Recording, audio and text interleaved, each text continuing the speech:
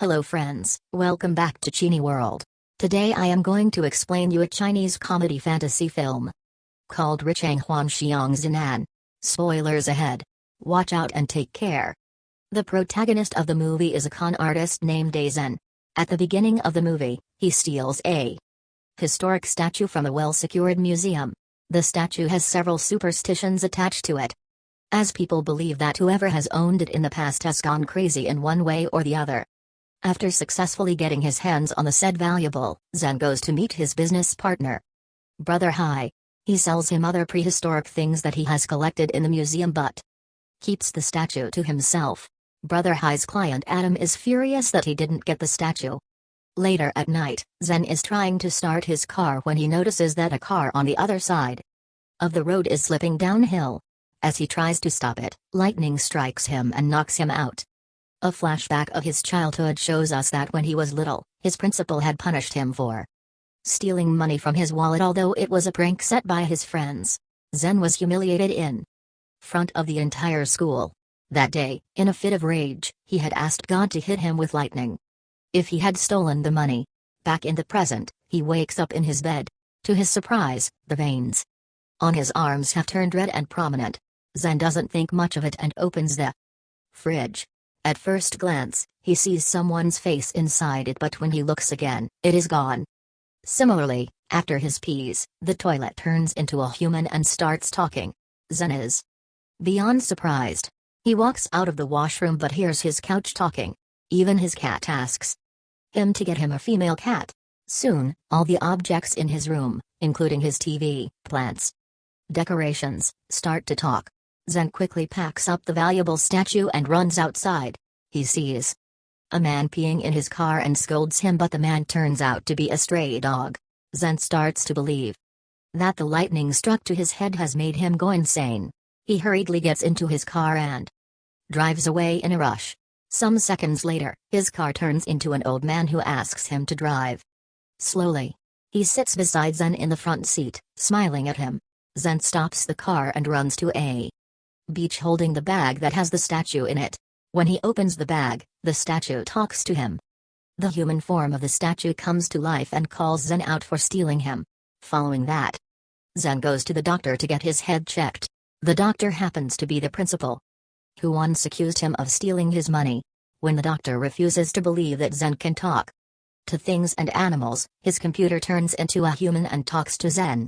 Using the computer, Zhen tells the doctor about all the promiscuous movies that are saved on his computer. The doctor is left stunned. Now that the guy knows that he is a pervert, the doctor suggests that he go to a psychiatrist. As Zhen is leaving the doctor's office, he bumps into his childhood crush and friend, Wang Kaomai. She recognizes him instantly and the two chat for a short time. Zhang asks her about any disease that may cause people to talk to objects. Kaomai only laughs at him and gives him her card. After the brief encounter, Zhen's mood has gotten exponentially better. He asks his car to talk to him but it refuses. Some minutes later, it stops in the middle of the road. When Zhen gets out to check, the engine explodes, sending him flying to the ground. Somehow, the statue has landed safely on the road.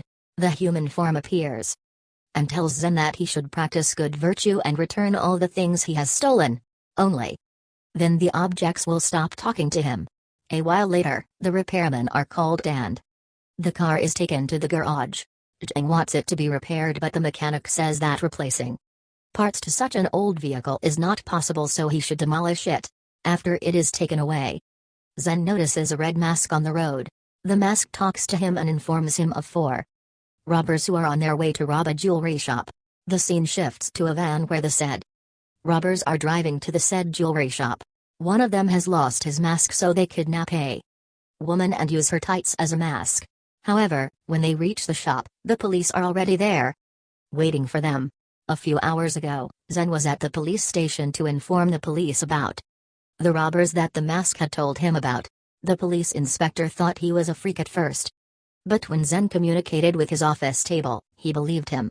After the robbers are caught, the police officer asks Zhen to call his next of kin, believing him to be a mentally ill person. He calls Kaomai to the police station, who makes the police officer understand that Zhen is not in his right mind. They then go to the beach where Zhen tells her everything that has happened to him.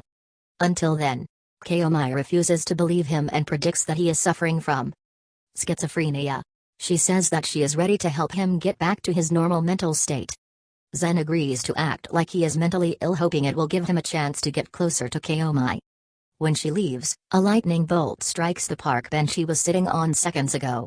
The bench's human form chases Zhen, accusing him of being the reason he was struck. At night, Zhen goes to put the statue back in the museum, hoping that it will make him go back to normal. The human form of the statue tells him that since he is doing this for his own good, it won't help him. Still, Zhen keeps the statue in the museum and leaves. The next day, Brother Hai finds out that the statue was returned by the thief. He is being pressured by his associates to get a hold of the statue as soon as possible because he has already accepted half of the money. Meanwhile, Kaomai holds a meeting with all the doctors of the hospital, including the former principal, to discuss Zhen's condition. The doctors, however, dismiss her concern, saying that Zhen is faking his illness to get closer to her. Except for the former principal, who supports her view and allows her to help him. At night, Zhen goes to an old temple to return a book he had stolen. He sees a group of monks training, but they happen to be statues. The chief monk takes the book from him and praises Zhen for doing the right thing. The following day, Kaomai brings him to a field when it is about to rain. She makes him wear an antenna so the lightning bolt would strike him again and cure his illness. However, the plan doesn't work because Zhen is too scared to be struck. On their way back home, Zhen thanks Kaomai for being nice to him when they were younger. It turns out that she was the only one who believed him when the principal accused him of stealing the money. They talk about a yellow umbrella that Kaomai used to carry everywhere. She claims that it was her late mother's only memory, but someone stole it a few years ago. She curses the person who stole it, not knowing that it was actually Zhen. When he reaches home, he tries to talk to the umbrella to apologize, but it refuses to talk to him. Following that, he brings out a painting from his stash of stolen stuff. The painting happens to be the Mona Lisa. To check the authenticity of it, he brings it to a museum and shows it to artist Adam. Adam is Brother Hai's customer who has been pressuring him to steal the statue. He disguises his illegal business using the art gallery. To Zhen's surprise, Kaomai is also at the art gallery. He finds out that she is dating Adam and leaves right after. The next day, Zhen is in the hospital with Kaomai. She has brought a lie detecting machine, wanting to check if he is really telling her the truth. As they talk, she asks him if he had a crush on her when they were in school. Before Zhen can answer, someone interrupts them. A few hours later, Zhen goes to meet Adam again and finds him painting a nude picture of a girl. It is clear to him that Adam is cheating on Kaomai.